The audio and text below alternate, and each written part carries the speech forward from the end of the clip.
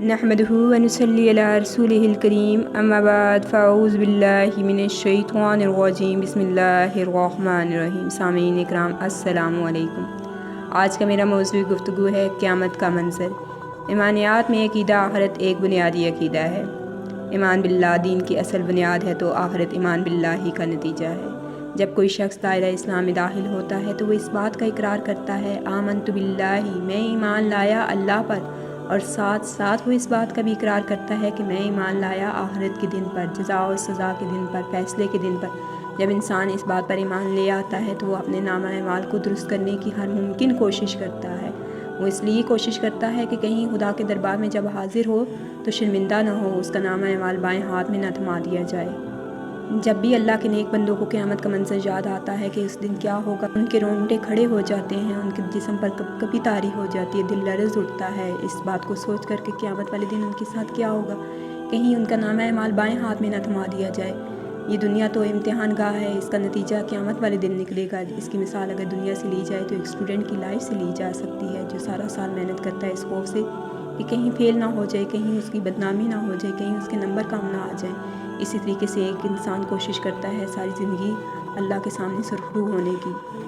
قیامت کی منظر کشی کرتے ہوئے نبی صلی اللہ علیہ وآلہ وسلم نے فرمایا، حضرت عائشہ سے مروی ہے کہ رسول صلی اللہ علیہ وآلہ وسلم نے فرمایا، قیامت کے روز لوگوں کو ننگے پاؤں برنا جسم بے ختنہ اٹھایا جائے گا۔ میں نے عرض کیا، یا رسول اللہ، قابل سطر اعضاء کا کیا ہوگا؟ تو آپ نے فرمایا، اس وقت ہر شخص پر ایسا وقت آن پڑے گا کہ اسے کسی کا ہوش نہیں ہوگا، کسی کی کوئی فکر نہیں ہوگی کہ کوئی کس حال میں ہے، کیسا ہے، ننگا ہے، کیسا ہے، کوئی فکر نہیں ہوگی۔ فکر ہوگی تو اپنے نامہ اعمال کی کہ کہیں اس کا نامہ اعمال بائیں ہاتھ میں نہ تھما دیا جائے، کہیں اس پر کوئی عذاب نازل نہ ہو جائے۔ صرف فکر ہوگی تو اپنی ہوگی۔ اس دن زمین کو انتہائی شدت کے ساتھ جھنجوڑا جائے گا، جیسا کہ قرآن مجید میں ہے، اذا زلزلت الارض زلزالہا، جب زمین اپنی شدت کے ساتھ جھنجوڑ دی جائے گی، واخرجت الارض اثقالہا، تو زمین اپنے بوجھ باہر نکال دے گی، وقال الانسان ما لہا، تو انسان کہے گا اس کو کیا ہو گیا ہے۔ یعنی سارے مردے جو زمین کے اندر دفن ہیں وہ باہر آ جائیں گے۔ زمین میں جو خزانے دفن ہیں زمین ان کو انگل کر باہر نکال دے گی۔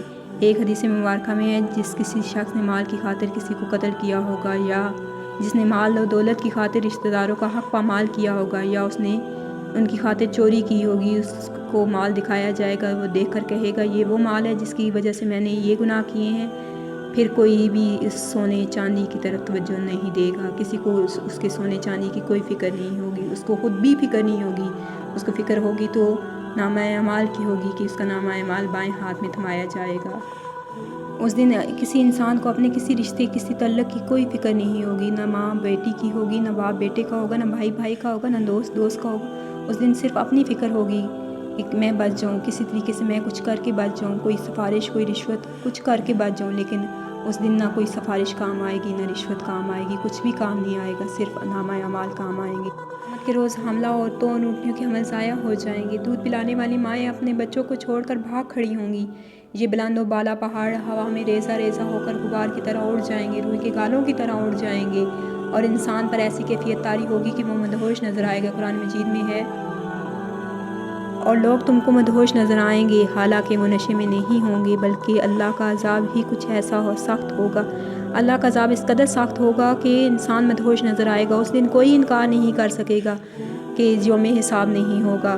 قرآن مجید میں اگر تم انکار کی روش اختیار کرو گے تو اس دن سے کیسے بچ پاؤ گے جو بچوں کو بوڑھا کر دے گا، جس کی سختی اس قدر زیادہ ہے کہ آسمان پھٹ جائے گا، اور اللہ کا وعدہ پورا ہو کر رہے گا۔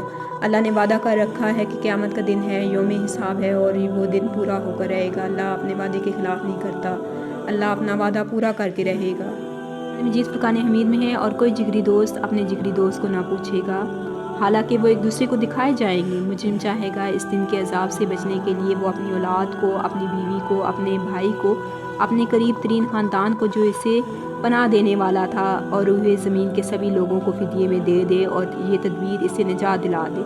ہرگز نہیں، ایسا ہرگز نہیں ہوگا، کیونکہ کوئی سفارش قبول نہیں کی جائے گی، کوئی رشوت قبول نہیں کی جائے گی، صرف اور صرف نجات اپنے اعمال پر دی جائے گی۔